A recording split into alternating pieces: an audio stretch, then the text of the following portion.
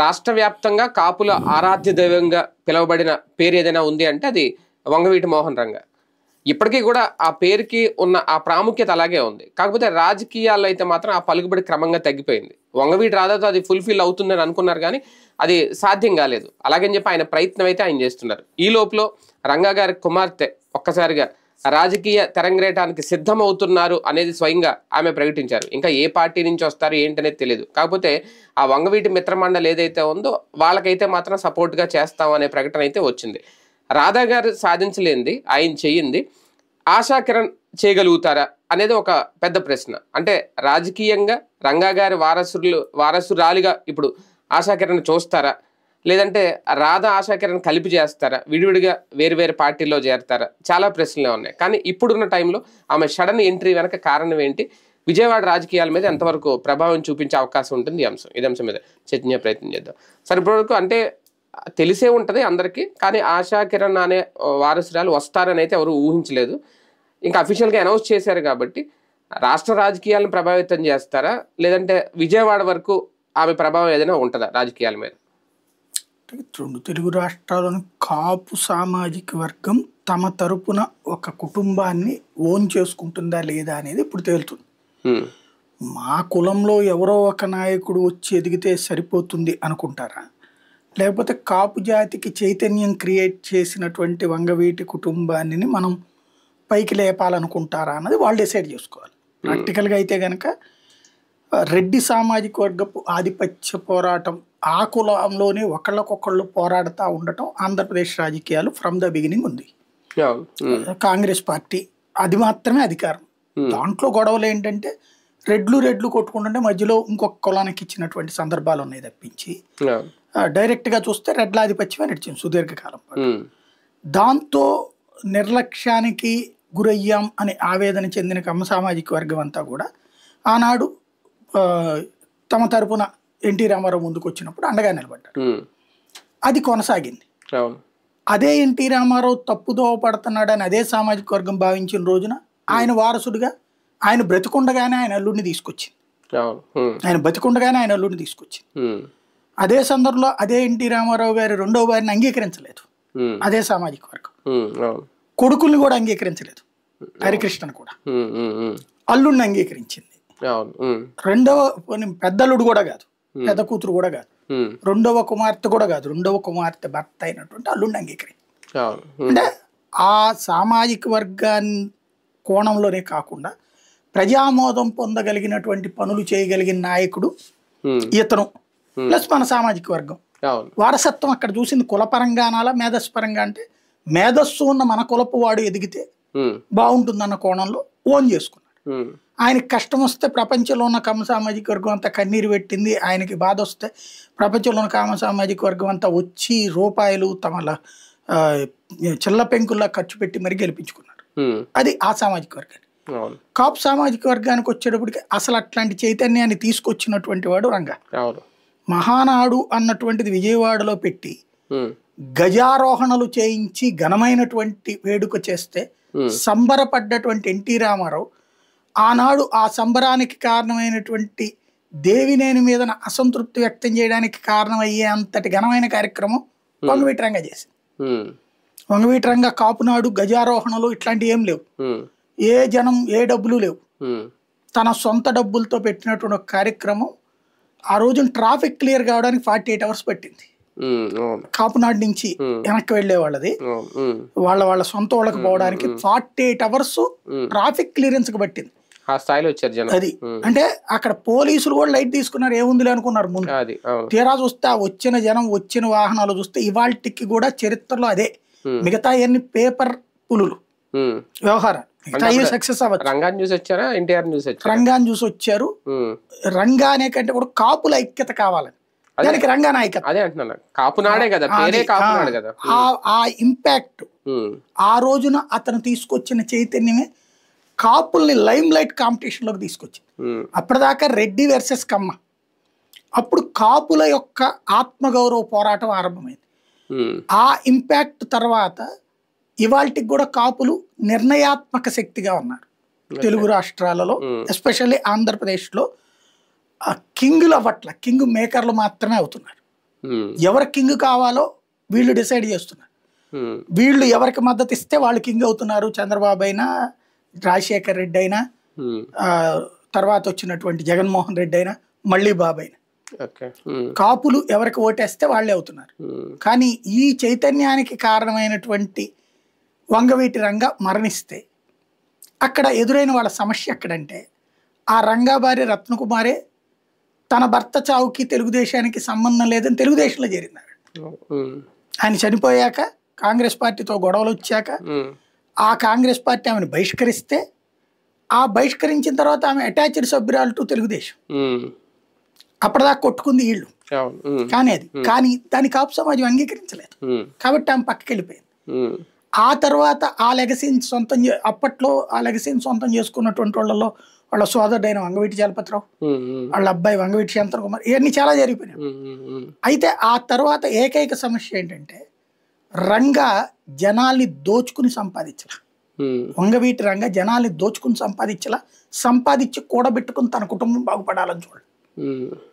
ఇవాళ ఏ నాయకుడు చివరికి బచ్చా కౌన్సిలర్ కార్పొరేటర్లు కూడా కోట్లు దాచుకుని నెక్స్ట్ ఎలక్షన్స్కి ఎంత ఖర్చు పెట్టాలని లెక్కలేసుకుంటున్న రోజుల్లో, ఆ రోజున రంగా దలుచుకుంటే బెదవాళ్ళ సగం ఆస్తి అతందే అవుతుంది. రంగా చనిపోయాక దోపిడీకి గురైనటువంటి లేదా ధ్వంసమైన ఆస్తులు విలువ 1,00,000 కోట్లు ఆ రోజుల్లో. ఆ రోజుల్లో 1,00,000 కోట్లు అంటే ఈ రోజు ఎట్లా ఉందో చూడండి. అంత అతనికి ఉన్న హవా. బట్ అతను సెటిల్మెంట్ చేస్తే, ఇదిగో నువ్వు ఈ షాప్ ఇచ్చేసేయి నాకు అనేది కాదు. ఎవడిది అన్యాయం అయితే వాడిని అన్నాడు, ఎవడిది న్యాయం అయితే వాడికి ఇప్పించాడు. కానీ మిగతా వాళ్ళు తమ దగ్గరకు వచ్చిన వాడిది న్యాయం, వాడు చెప్పినటువంటి వాడు ఎవడైతే ఉంటాడో వాడు అన్యాయం చేసినట్టుగా ఫీల్ అయ్యి అవతల వాళ్ళని దెబ్బది. అంటే లాయర్ గారు కనుక మొదట మన దగ్గరికి ఎవరు వస్తారో, నా కక్షిదారు చేసింది రైట్, ఆడు మర్డర్ చేసినా సరే అన్నట్టు కోణం ఎట్లా ఉంటుందో అక్కడ సెటిల్మెంట్ అట్టా జరిగింది విజయవాడ. అలా కాకుండా తనే ఓ పోలీస్ లాగా, తనే ఒక జ్యుడిషియరీ లాగా వ్యవహరించిన వాడు రంగా. అందుకనినే బాధితుడు న్యాయం పొందాడు, కానీ ఆయనకేం నజరానాలు ఇచ్చుకునే స్థాయి కాదు వాడు. కానీ కొన్ని వేల లక్షల మందికి న్యాయం జరిగింది. అలాగని నేను ఆ సెటిల్మెంట్లు రైట్ అన్నా. ఎందుకంటే న్యాయ వ్యవస్థ, పోలీస్ వ్యవస్థ ఉండగా. కానీ ఆనాడు ఆ వ్యవస్థలు పనిచేయలే, నిర్వీర్యం అయిపోయింది.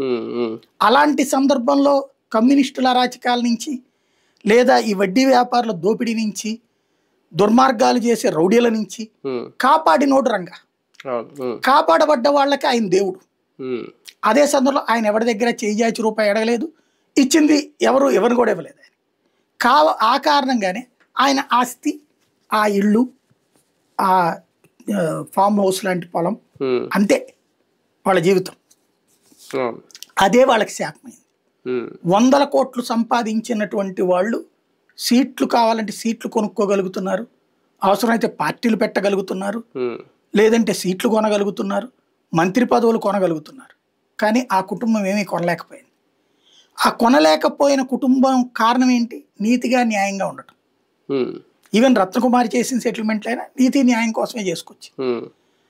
అదైనా తప్పని అంట నేను. బట్ నీతి న్యాయం కోసమే చేశారు. దాని ఇంపాక్ట్ ఏమైంది? రాధా దగ్గర డబ్బులు లేదు కాబట్టినే కదా బొండావుమకి టికెట్ ఇచ్చేది, డబ్బులు లేదు కాబట్టినే కదా మల్లాది విష్ణుకి టికెట్ ఇచ్చేది. సమస్య అది అవుతుంది. ఈ ఇంపాక్ట్ ఏమైంది? మనం రావడంలోనే కుర్రోడు ఓ వెలిగాడు, అతి చిన్న వయసులో ఎమ్మెల్యే, కానీ మంత్రి పదవి రాలేదు. అది అతనిలో వచ్చిన అసంతృప్తిని రాజేశారు చుట్టుపక్కల. ఆ అసంతృప్తి రాజేసిన పరిణామం మన కులపోడి దగ్గరికి వెళ్తే బెటర్ అన్నటువంటిది ప్రజారాజ్యానికి పోవడం. అది అతను వేసిన పెద్ద రాంగ్ స్టెప్. కాంగ్రెస్ లోనే ఉంటే ఆ తర్వాత స్టెప్ మళ్ళీ సరి చేసుకుని వైసీపీ పోయాడు. అక్కడ ఉన్న బాగుండేది. దీని నుంచి అటుకెళ్ళి ఏది నెహ్రూని ఓడించాలి, నేను మా నాన్నకి శత్రువు అని మళ్ళీ ఆ రాజకీయాలు తెచ్చాడు. తెచ్చినోడు పోనీ అక్కడన్నా స్టఫండ్గా ఉన్నాడా? లేదు. అక్కడ ఓడిపోగానే మళ్ళీ వచ్చి నా సీటే కావాలంటాడు. అప్పటికి ఇంకొకళ్ళని తీసుకొచ్చి ఇక్కడ పెట్టారు, గెలిచాడు. గెలిచిన అతను తీసేసి సీటింగ్ మళ్ళీ ఇక్కడ అతను ఇస్తాడు. ఈ wrong steps, political wrong decisions అతన్ని దెబ్బతీసినాయి. ప్లస్ చేతిలో డబ్బులు లేకపోవడం, ఆ ఇంపాక్ట్ ఇదైపోయింది. పోనీ అప్పుడు ఇదే తన పేరేంటి, జగన్ అయినా లేకపోతే బాబు అయినా ఇతను మచిలీపట్నం పోటీ చేయమన్నా లేకపోతే ఇంకో చోట ఎంపీగా ఇస్తామన్నా ఒప్పుకోలేదు ఇతను. ఫైనల్గా ఆ సీటే కావాలంటాడు. ఆ సీట్ తెలుగుదేశం దగ్గర ఖాళీ లేదు, ఇటు వైసీపీ దగ్గర ఖాళీ లేదు. ఈ ఎమ్మెల్సీ ఏదో ఇస్తారన్నారు, అతనేమో తెలుగుదేశానికి లాయల్టీ ప్రదర్శించాడు. ఈ రోజు వరకు ఎమ్మెల్సీ ఇవ్వలేదు, మంత్రి పదవి లేదు. ఇంకోటి ఏమైపోయింది, ఈ గ్యాప్ లో కాపు లీడర్ గా ఎమర్జీ అయిపోయాడు పవన్ కళ్యాణ్. ఆ ప్లేస్ ని ఆక్యుపై చేశాడు. ఇంక ఇప్పుడు అతనికి ఇచ్చినా ఒకటే ఇవ్వకపోయినా ఒకటే, కాపులందరూ వంగవీటిని చూసి ఓట్లేరు కదా, పవన్ చూసి ఓటేస్తున్నారు. కానీ ఇక్కడ కంపేర్ టు వంగవీటి రంగా గారు, వంగవీటి రాధా ఒక రాష్ట్ర నాయకుడిగా ఫేమస్ అవ్వలేకపోయారు. ఓకే, మంత్రి పదవి అంటే అది క్యాబినెట్ ఇస్తేనే వెళ్ళిస్తేనే రావాలి, అది కూడా రాలేకపోయారు. ఒక వంగవీటి రంగా కొడుగ్గా అయితే ఒక ముద్ర అయితే మాత్రం ఉంది. అంతకు మించి రాధా గారు రాజకీయాల్లో ఎంతవరకు సక్సెస్ అయ్యారు అంటే అది చెప్పడం కష్టం. అలాంటి టైంలో కుమార్తెగా ఈమె రావాలి అని అనుకోవడం అంటే రాధా చేయలేంది ఈమె ఇప్పుడున్న పరిస్థితుల్లో. ఒకప్పుడు అంటే రంగా గారు ఉన్న సమయంలో ఆ సిచ్యువేషన్స్ వేరు, ఆ కాపునాడు ఇప్పుడు కాపు సామాజిక వర్గం కూడా ఒక దాటి మీద లేదు. మీరు అన్నట్టు ప్రజారాజ్యం ఉన్నప్పుడు అటు వెళ్ళింది కాసేపు, మళ్ళీ ఇప్పుడు పవన్ కళ్యాణ్ గారు వచ్చింది తిట్టి వచ్చింది, మళ్ళీ వాళ్ళందరినీ వీళ్ళు గ్యాదర్ చేయగలుగుతారా? అంత స్టెబిలిటీ, అంత రాజకీయ ఎక్స్పీరియన్స్, అనుభవం ఈమెకుందా? కష్టం. బట్ ఆ వంగవీటి వారసురాలుగా ఏదన్నా రాజకీయ పదవి లభిస్తుందేమో అనుకుంటున్నాను. ఎమ్మెల్యే టికెట్, ఎంపీ టికెట్ సరైన నిర్ణయం తీసుకుంటే. వాస్తవంగా నేను విన్నది ఏంటంటే, మరి ఎంతవరకు వాస్తవం నాకు తెలియదు, ఈ అమ్మాయి భర్త తెలంగాణలోని తెలుగుదేశం లీడర్ కుమారుడట. సామాజిక వర్గం కూడా కమ్మట ఆయన. ఇద్దరు కాంబినేషన్. ఇప్పుడు రత్నకుమారి గారు కమ్మే కదా, అక్కడ వాళ్ళిద్దరు కాంబినేషన్ అంటే వీళ్ళిద్దరు కాంబినేషన్, ఆ విధమైన కాంబినేషన్ అవుతుందేమో ఇది. అదొక ఆస్పెక్ట్ లో ఉండొచ్చు. ఇంకోటి అతను తెలుగుదేశం, ఇప్పుడు తెలంగాణలో తెలుగుదేశం అయిపోయింది కాబట్టి ఆ అబ్బాయికి వాళ్ళ కుటుంబం నుంచి ఒక పొలిటికల్ గా ఉండాలనే ఫీలింగ్ ఉంటుంది.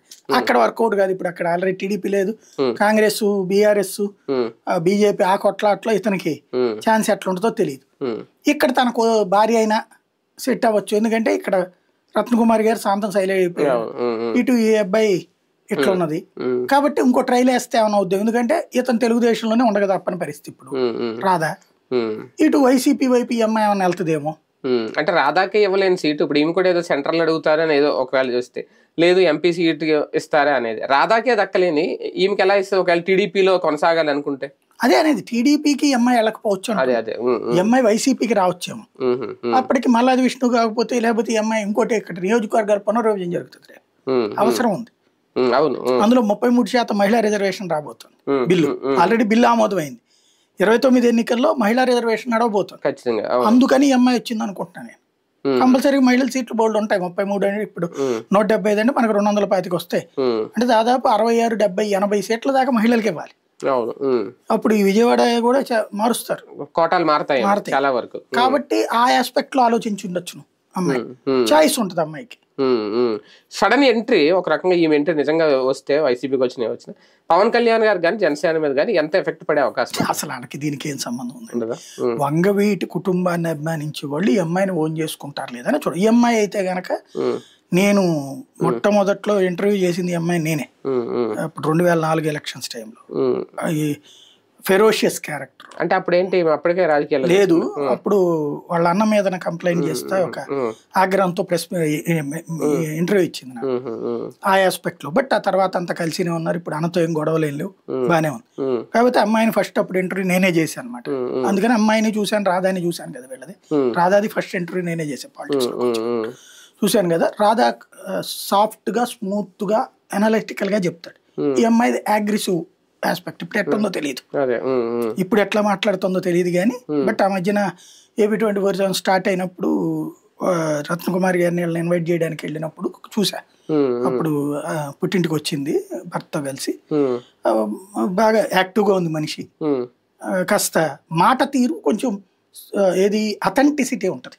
రత్నకుమారి గారి దగ్గర అథెంటిసిటీ ఎక్కువ ఉంటుంది. ఒక రకంగా రత్నకుమారి గారి గొంతులో నుంచి ఊడిపడింది వాయిస్ పరంగా, plus stuff and character strong. ఇప్పుడు రత్నకుమారి ఆ రోజున కాంగ్రెస్ పార్టీకి, ఇప్పుడు మాణిక్యం ఠాకూర్ ఎవరు ఉన్నారు ఆ రోజుల్లో, విజయవాడ కార్పొరేషన్ ఎలక్షన్స్ టికెట్లు ఇవ్వడానికి వచ్చి ఈ అడిగిన టికెట్లో కూడా నీ నియోజకవర్గంలో అంటే ఎవరి నియోజకవర్గంలో ఉన్న కార్పొరేటర్ సీట్లు అలాగే అన్నారు. అన్నది కూడా ఈ నియోజకవర్గంలో మాత్రం వేరే వాళ్ళకి కొంతమందికి ఇచ్చి ఇవ్వబోయారు, జంజాల శంకర్ మనుషుల కాళ్ళకి. ఈవిడికి మండింది, ఇప్పుడున్న మురళీ ఫార్చ్యూన్ హోటల్ ఉంది కదా, కాందారి హోటల్ అప్పుడు దాని పేరు. దాంట్లో వాళ్ళకి రూమ్స్ ఇచ్చింది. వాళ్ళకి ఆ రూమ్ కి తాళం వేసేసి వాళ్ళ దగ్గర ఉన్న బీఫారాలని పట్టుకొచ్చేసింది. పట్టుకొచ్చి ఊళ్ళో అన్ని నియోజకవర్గాలు, ఆవిడ నియోజకవర్గమే కాకుండా అన్ని నియోజకవర్గాల టికెట్లు ఈవిడే పంచి పడేసింది. ఈవిడ దగ్గరకు వచ్చిన వాళ్ళందరికి, ఈవిడ నియోజకవర్గం ఈవిడ అనుకున్న వాళ్ళకి ఇచ్చింది. పక్క నియోజకవర్గాలు కూడా ఎవరు అడిగితే వాళ్ళకి ఇచ్చి పడేసింది. దాంతో చివరికి వాళ్ళని విడిచిపెట్టాక ఏది నామినేషన్లు కట్టడం పూర్తయిపోయి విత్ డ్రాయల్స్ పూర్తయిపోయి ఫైనల్ లిస్ట్ వస్తుంది అప్పుడు వదిలిపెట్టింది. కొట్లా తెట్లా వదిలిపెట్టింది. వాళ్ళు వచ్చేసి గొల్లు అన్నారు. ఇక్కడ పార్టీ సస్పెండ్ చేసింది అప్పుడే ఆవిడ. విశేషం ఏంటంటే అప్పుడు హస్తం గుర్తు కోటేయొద్దని కాంగ్రెస్ నినాదం. ఎందుకు హస్తం గుర్తేమో రత్నకుమార్ పెట్టిన మనుషులు, కాంగ్రెస్ వేరే లిస్ట్, అందులో ఉన్న ఇండిపెండెంట్ ఎవడో ఒకడికి ఒక్కొక్క డివిజన్ లో మద్దతు ప్రకటించి వీళ్ళు మా అభ్యర్థులు, కాంగ్రెస్ అభ్యర్థులు వేరు, హస్తం గుర్తు అభ్యర్థులు వేరు. అంతటి మొండిగా వెళ్ళే క్యారెక్టర్. అప్పట్లో టీటీ నాయక్ గారి టైంలో నేను అరెస్ట్ చేసింది సౌమ్య మిశ్రా ఏసీపీ. అప్పుడు నేను దగ్గర ఉన్నాను ఆ టైంలో. హాస్పిటల్ ఆవిడ ఇంటర్వ్యూ అది కూడా చేశాను అనమాట. ఆవిడ రత్నకుమారి, ఆవిడ స్ట్రాటజిక్ గా మాట్లాడడం కానీ అటాకింగ్ మూడ్ కానీ చాలా ఉంది. ఆవిడ వారసత్వం అమ్మాయికి వచ్చిందా తిరిగి ఉండదు. రంగా రత్నకుమారిల మిక్సింగ్ అయిందంటే రంగాదేమో వ్యూహ నిపుణుడు, రత్నకుమారి స్టఫండ్ గా వ్యూహం అమలు చేయడంలో దిట్ట. ఈ రెండు క్యారెక్టర్లు ఈ అమ్మాయిలో వచ్చినాయి అంటే తిరిగి ఉండదు. మరి ఎట్లా ఉంటుంది? రంగా గారి అభిమానులు ఒక రకంగా, రాధా గారి అభిమానులు ఓకే, కాపు సామాజిక వర్గం పక్కన పెడితే వాళ్ళు కూడా అందులో అదే సామాజిక వర్గాలు ఉంటారు. ఇప్పుడు రాధా మిత్ర మండలి ఏదో నడుపుతున్నారు. ఒకవేళ ఈమె నిజంగా అంటే ఆయన అయితే ఇప్పటివరకు టీడీపీఏ, వంగవీటి రాధా అయితే ఇంకా మరి వైసీపీ కాదని తెలియదు, కానీ అందరితో తిరుగుతారు. కొడాలి నాని తోటి వాళ్ళ వంశీ ఫ్రెండ్షిప్. ఒకవేళ నిజంగా ఈమె వైసీపీలో కనుక చేరితే ఇదే రాధా మిత్ర మండలిలో లేదంటే ఇదే రంగా అభిమానులు రెండుగా డివైడ్ అవ్వాల్సి వస్తుంది. అంటే బేసిక్ ఇప్పటికే అట్లా ఉన్నారు. రంగాభిమానులు తెలుగుదేశాన్ని ఓన్ చేసుకోలేక ఉన్నారు, చేసేవాళ్ళు ఉన్నారు. రాధా రంగ మిత్ర మండలి బలహీనపడి చాలా రోజులే. ఒకప్పుడు ఆ బెజవాడని శాసించే వ్యవహారాల్లో కమ్యూనిస్టు వర్సెస్ రాధా రంగ మిత్ర మండలి ఫైటింగ్. అందులో నుంచినే కదా అప్పుడు ఈ రాధా పేరు ఎవరిది, వాళ్ళ పెదనాన్న రాధా మరణం గాని, అప్పుడు తర్వాత రంగామడ్డలు గాని. ఫస్ట్ గొడవ ఏంటి, విజయవాడ కమ్యూనిస్ట్ నాయకుడు మూలంగా వచ్చినటువంటిది. అప్పటి నుంచి ఆ కమ్యూనిస్ట్ నాయకుడు మర్డరు, మనకు రక్త చరిత్ర ఈ సినిమాలన్నీ ఉన్నాయి కదా, వాటిలో నుంచి పుట్టుకొచ్చి కమ్యూనిస్టుల డామినేషన్ తో నడిచిన సుదీర్ఘకాలం. ఇది కమర్షియల్ క్యాపిటల్ కావడం, కమర్షియల్ క్యాపిటల్ కమ్యూనిస్టులు వ్యాపారస్తులు బెదిరించేసి కూలీల పక్షాన ఉన్నానంటూ రెండు వైపులా డబ్బులు తీసుకుంటున్నారు, ప్లస్ వ్యాపారాలు నడవనియట్లేదు. అప్పుడు ఈ వ్యాపారాలందరి తరపున రంగంలోకి దిగినోడు ఈ వంగవీటి రాధ, పెద్ద రాధ. ఆ రాధాకి తోడు నిలబడ్డోడు దేవినేని గాంధీ. ఆ ఇద్దరు కలిసి అప్పట్లో కంట్రోల్ చేశారు. దానికి ఏది అతని చంపి ఆ తర్వాత వీళ్ళల్లో వీళ్ళకి డిస్ప్యూట్స్ వచ్చినాయి. అందులో భాగంగా రాధా మడ్రా, గాంధీ మడ్రా, తర్వాత రంగా మడ్రా, ఇక ఆ తర్వాత రాజకీయాలు వచ్చినాయి. రాజకీయాల్లోకి నెహ్రూ రాజకీయం, అంతకుముందు వంగవీటి రాధా కానీ అంతకుముందు దేవినేని గాంధీ కానీ రాజకీయాలు కాదు. ఆ తర్వాత రోజుల్లోనే నెహ్రూ రంగా విడిపోయిన టైంలో నెహ్రూ మొట్టమొదటి తెలుగుదేశంలో చేరి అక్కడ గ్రిప్లో వచ్చేటప్పటికి అప్పుడు రంగాని కాంగ్రెస్ పిలిచింది. అప్పుడు రంగాన్ని మళ్ళీ అంగీకరించినోడు శిరీష్ రాజు. శిరీష్ రాజు ఈ రంగాన్ని దొక్కడానికి చాలా ప్రయత్నించాడు, జంజాల శంకర్, శిరీష్ రాజు వీళ్ళంతా. అందులో ఆ సినిమాలో కూడా అదే చూపెట్టింది, రాజు చంపించాడన్న ప్రచారం కూడా జరిగింది బేసిక్ గా. బట్ అప్పుడు జరిగినటువంటి చాలా సీన్ చూసాం. వీటిట్లో అన్నిట్లో ఏంటంటే మొండిగా నిలబడి పంతం నెగ్గించుకున్నది రత్నకుమారి. రంగా అసలు అద్భుతమైన యువకర్త, అతను స్కెచ్ చేస్తే ఎక్కడా లేదు. ఇంకోటి రంగాకి ఆ రోజుల్లో ఉన్న గ్రిప్పు డిఫరెంట్, ఇవాళ అట్లా ఉండకపోవచ్చేమో. అయితే వీళ్ళని వాళ్ళని కంపేర్ చేయడానికి వీల్లేదు, ఏది మెగా ఫ్యామిలీ అటుకి. కానీ ఫుల్ ప్లేజ్డ్ గా వస్తే రాధా గారి రాజకీయాలకి ఇంకా ఫుల్ స్టాప్ పడుతుందా? అట్లే ఉంది, ఎవరిది వాళ్ళదే. ఈ అమ్మాయికి సీటు అంటే నేను చెప్పాను కదా రిజర్వేషన్ కారణంగా సీట్లు పెరుగుతాయి. అప్పుడు రాధాకి ఇవ్వచ్చు, ఈ అమ్మాయికి ఇవ్వచ్చు. లేదు ఈ లోపల ఎమ్మెల్సీ ఇస్తే మళ్ళీ ఒక 6 ఏళ్ళు ఆయన రైట్. చూద్దాం నిజంగా బెజవాడ రాజకీయాల్లో వంగవీటి రంగా గారి వారసత్వం మళ్ళీ కొనసాగబోతుందా ఆశాకిరణ్ రూపంలో? ఆమె ఎలా నిర్ణయం తీసుకోబోతారు? ఇంకా ఫైనల్ అయితే కాలేదు, ఏ పార్టీ నుంచి బరిలో దిగుతారు, పోటీ చేస్తారు అనేది. కాకపోతే రాజకీయ తెరంగేయడానికి అయితే సిద్ధమైపోయారు, ప్రకటన చేశారు. తర్వాత పరిణామాలు ఎలా ఉంటాయనేది ఇంకా వేచి చూడాల్సిన అంశం.